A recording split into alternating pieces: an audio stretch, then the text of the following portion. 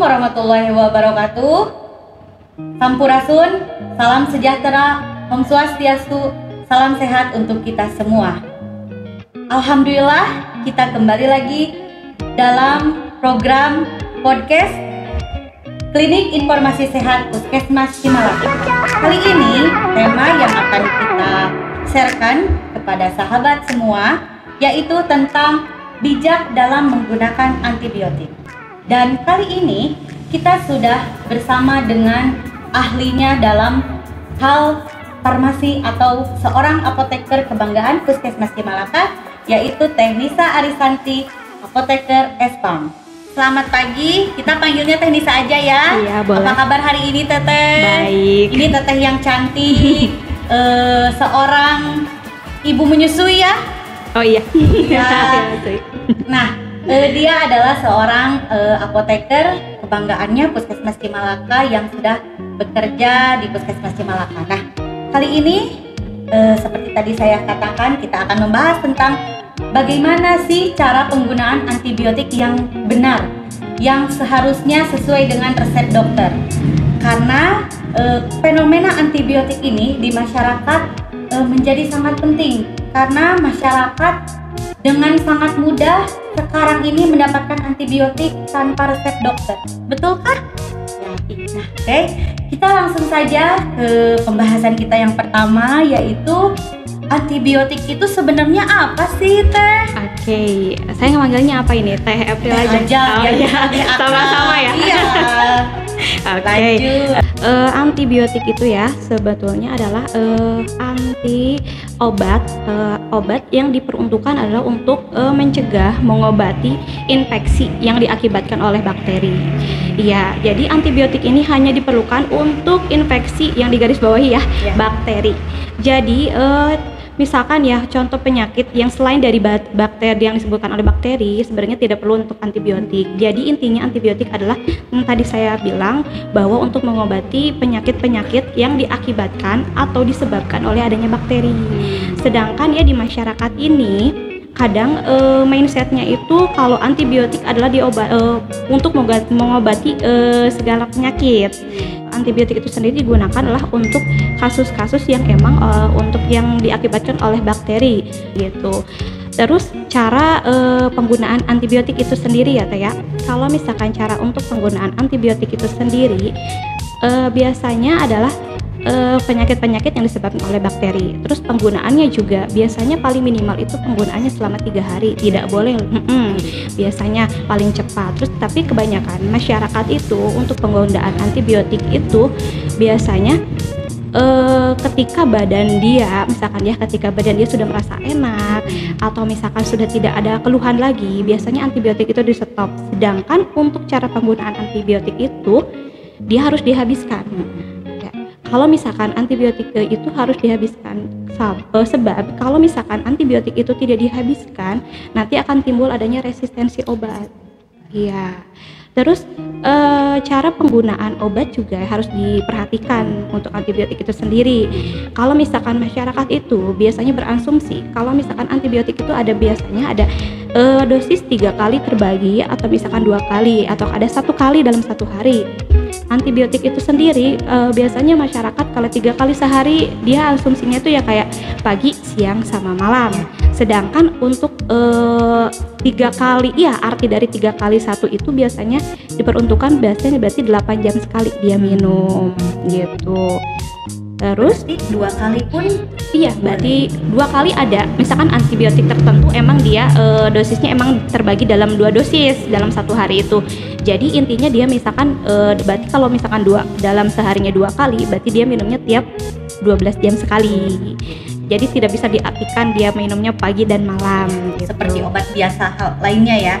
Seperti obat biasa juga sama. Kalau 3 kali 1 berarti artinya berarti 8 jam sekali. Kalau misalkan 4 kali berarti 6 jam sekali gitu. Nah, sedangkan di masyarakat nih asumsinya mereka tuh bahwa penggunaan obat itu misalkan pagi, siang, sore, dan sorenya itu berhenti di maghrib. Apakah seperti itu atau bagaimana yang seharusnya? Ya, baik. Kalau seharusnya minum obat itu yang tadi saya bilang 3 kali 1 itu berarti berdasarkan jam. Ya 8 jam sekali misalkan. misalkan gitu. Karena kita kan nggak tahu paginya seseorang itu jam berapa, malamnya seseorang itu jam berapa. Pasti kan rutinitas setiap orang itu berbeda. Terus emang kan kalau misalkan 8 jam, 12 jam sekali itu emang udah ada hitungannya. Intinya kalau misalkan minum obat itu ya tidak bisa diasumsikan 3 kali 1 itu pagi, siang, dan malam. Karena rutinitas setiap masyarakat juga beda. Ada paginya dia jam 5 subuh, ada yang paginya dia jam 6 subuh. Terus kadang kan ada obat-obat yang emang dikonsumsinya harus setelah makan. Kita kan nggak tahu dia makannya pagi itu jam berapa gitu.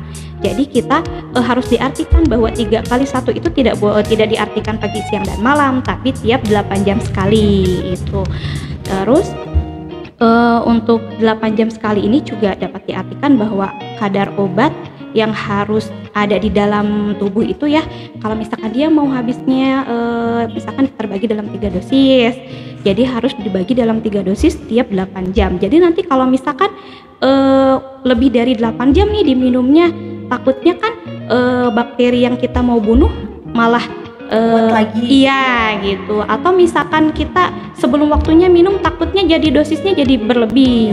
Iya gitu. Malah jadi ngefek lain ya nanti. Nah itulah sahabat Cimalaka ya, bahwa penggunaan obat itu kenapa harus sesuai dengan resep yang dianjurkan oleh dokter. Dan itu ya makanya kenapa kita dalam penggunaan obat itu harus sesuai dengan anjuran dokter dan berdasarkan resep yang ditulis oleh dokter gitu ya.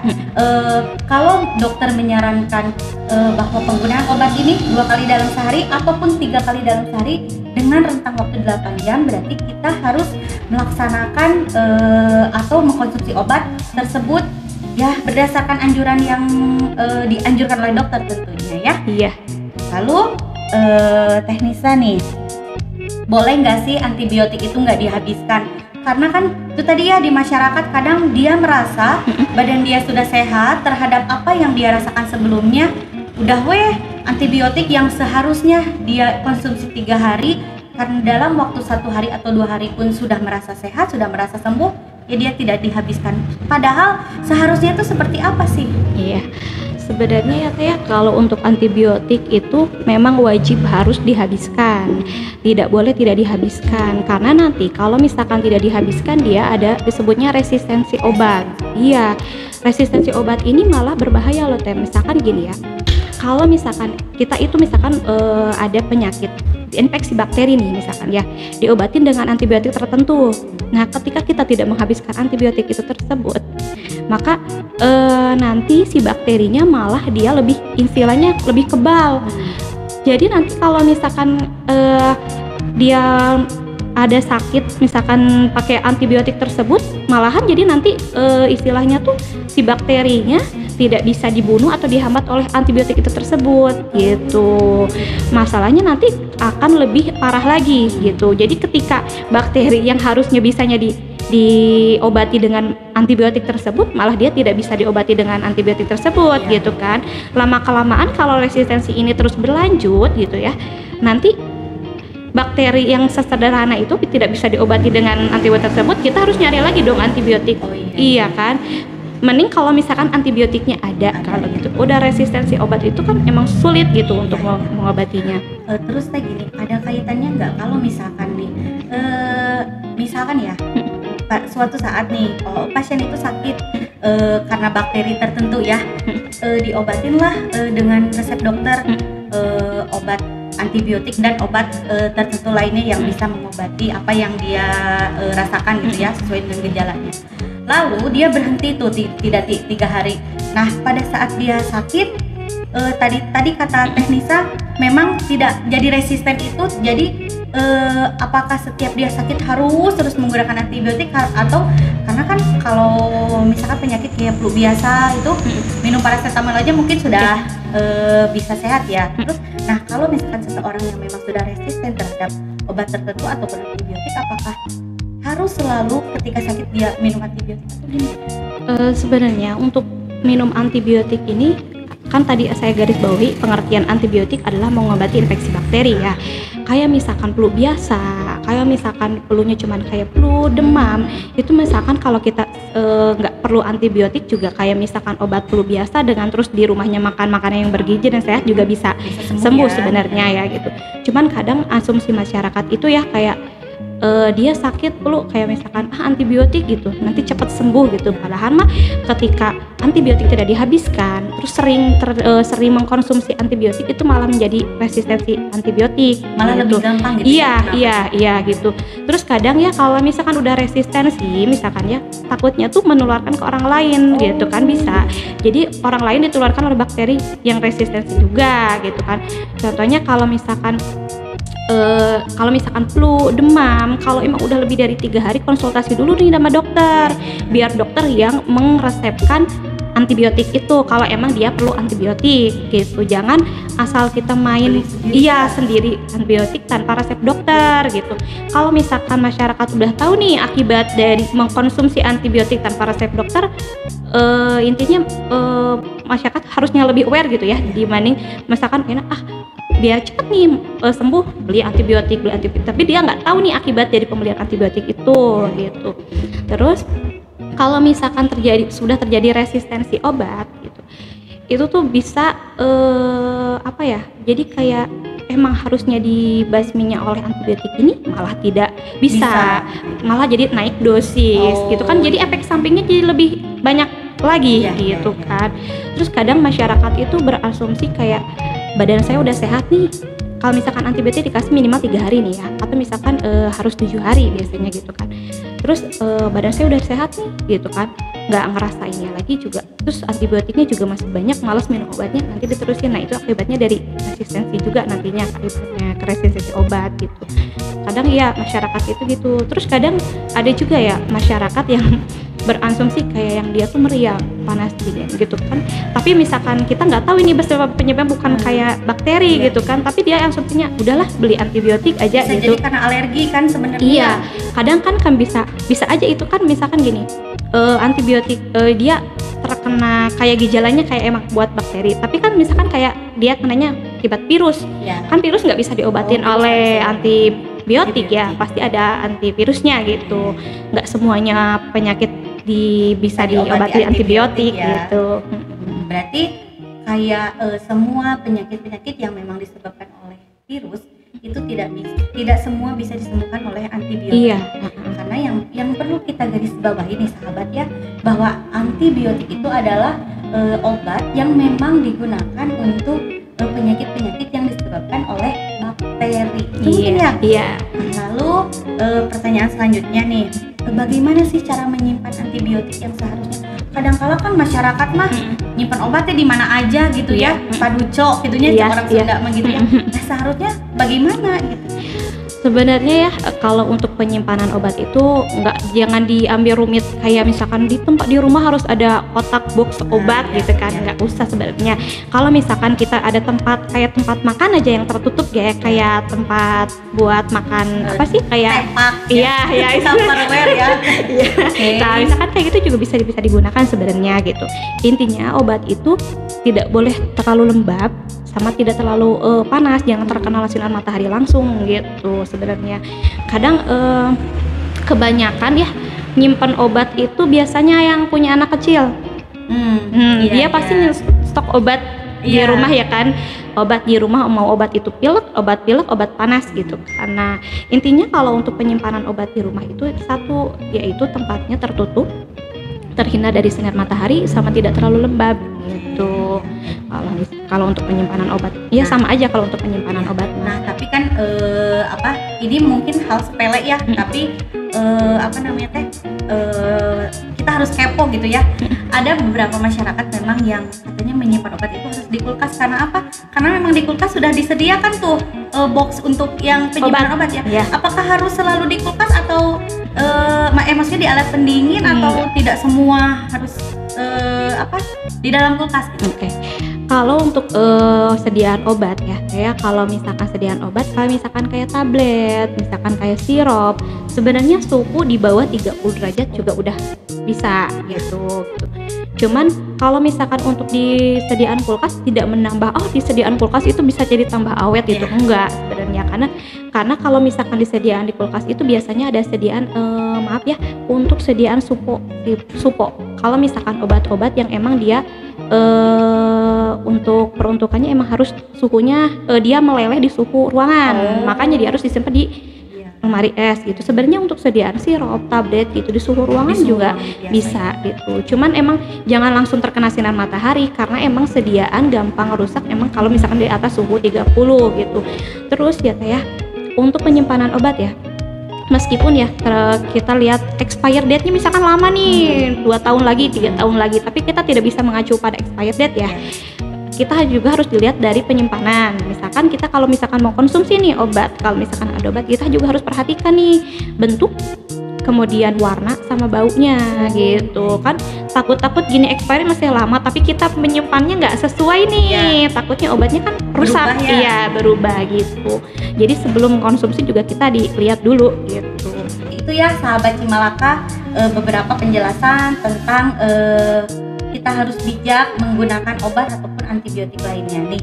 Yang terakhir nih Teni saya pesan ataupun arahan untuk para sahabat-sahabat kita semua nih, bagaimana seharusnya kita menggunakan obat, bagaimana cara kita mendapatkan obat yang benar, yang baik dan sesuai dengan apa yang kita rasa.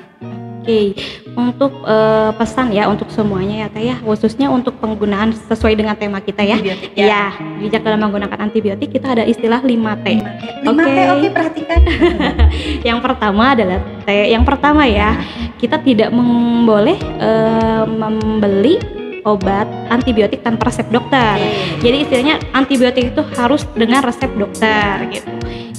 Yang kedua yaitu kita tidak boleh menggunakan antibiotik untuk pengobatan infeksi selain bakteri. Jadi emang antibiotik itu emang tadi khusus bakteri. Yang ketiga yaitu kita tidak menyimpan persediaan obat antibiotik di rumah gitu ya. Karena antibiotik itu emang benar harus dihabiskan ya, tidak untuk menyimpan persediaan takutnya sakit lagi nih nanti dengan menggunakan antibiotik yang sama gitu, harusnya nggak boleh. Terus yang keempat berarti ya, yang keempat yaitu tidak memberikan obat antibiotik kepada orang lain gitu.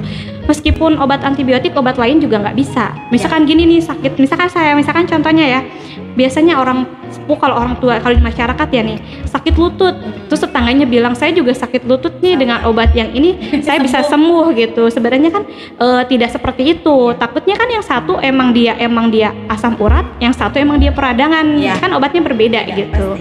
Ya, jadi intinya tidak boleh memberikan obat kita kepada orang lain.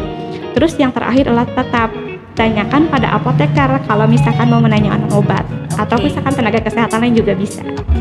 Nah itu ya sahabat Cimalaka semua, beberapa penjelasan tentang cara bijak menggunakan obat ataupun antibiotik yang tadi sudah disampaikan bersama apoteker kebanggaan Cimalaka tentunya ya, Tenisa Arisanti. Nah jika ada yang ditanyakan boleh silakan like, comment, and subscribe di YouTube-nya Puskesmas Cimalaka, atau bisa juga sahabat semua mengakses fitur aplikasi Puskesmas Cimalaka melalui Pusaka atau Pusat Informasi Layanan Puskesmas Cimalaka, atau membuka nomor layanan pusaka kita di 081223861661. Pada aplikasi pusaka ini kita bisa mendapatkan informasi melalui layanan kesehatan yang dilaksanakan oleh Puskesmas Cimalaka, baik di dalam gedung ataupun di luar gedung. Mungkin itu saja. Jangan lupa like, comment, and subscribe ya Tenisa. Terima kasih ya Tenisa sudah membersamai program kita. Mudah-mudahan apa yang sudah kita sampaikan ada manfaatnya untuk sahabat semua. Dan jangan lupa jaga lingkungan kita, jaga kebersihan lingkungan kita supaya terhindar dari wabah-wabah penyakit apapun itu. Ya, mungkin itu saja yang bisa kami sampaikan. Mohon maaf lebih dan kurangnya. Billahi taufiq wal hidayah. Wassalamualaikum warahmatullahi wabarakatuh.